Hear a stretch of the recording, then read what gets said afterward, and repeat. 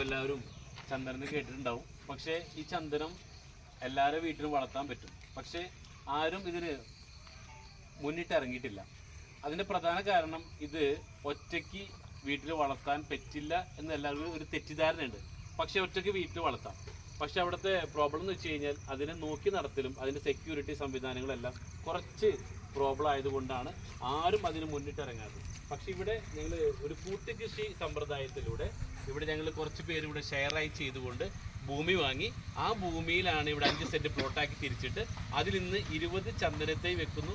ഇതിൻ്റെ ഈ 20 ചന്ദനത്തൈയുടെ അതിൻ്റെ പരിപാലനവും ഇതിൻ്റെ പ്രൊട്ടക്ഷനും അതിൻ്റെ എല്ലാവിധ സംരക്ഷണവും ജസ്പേഡ് real estate private limited company ഏറ്റെടുക്കുന്നു. അങ്ങനെ ഒരു കൂട്ടുകൃഷി സമ്പ്രദായത്തിലൂടെ ഇതിൽ നിന്നും വലിയൊരു എമൗണ്ട്, അതായത് ഒരാൾ പ്രതീക്ഷിക്കാത്ത രീതിയിലുള്ള ഒരു എമൗണ്ടാണ് ഇതിലൂടെ ലഭിക്കാൻ വേണ്ടി പോണത്.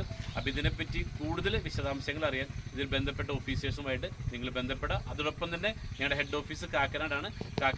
എറണാകുളം കാക്കനാട് ഓഫീസുമായിട്ട് നിങ്ങൾക്ക് ബന്ധപ്പെടാവുന്നതാണ്. Okay, thank you.